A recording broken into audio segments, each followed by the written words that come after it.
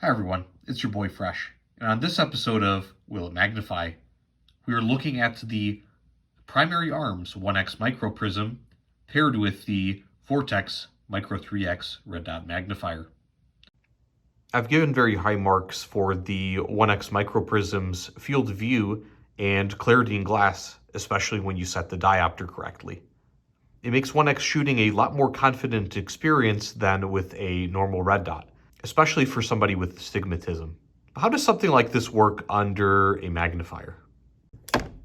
In this case, I got the 9mm Gemini reticle instead of the ACSS Cyclops, and really my reasoning was that since I have a usable BDC and I plan to use a magnifier, I can get some drops out to 500 and 650 yards. Using the magnifier with this combination actually does yield a pretty clear image.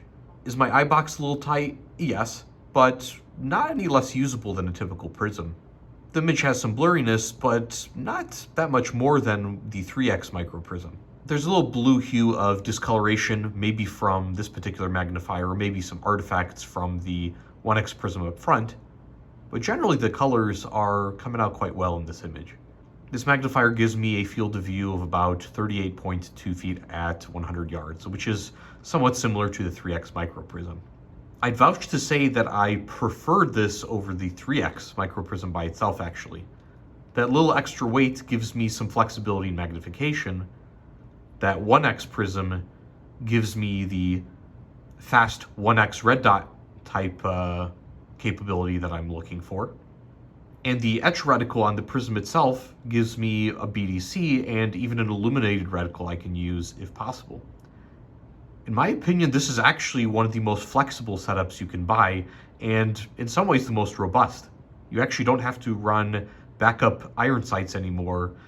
Again, I'm not completely advising against those, but you may be able to get away with a little bit more here because of the etched reticle and still keep a magnified optic.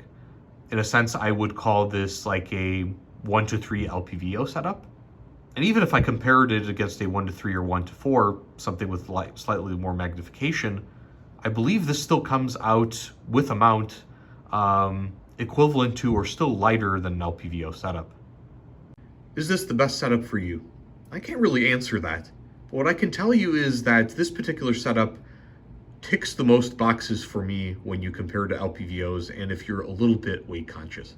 Also, unlike LPVOs, you can actually use this setup with night vision.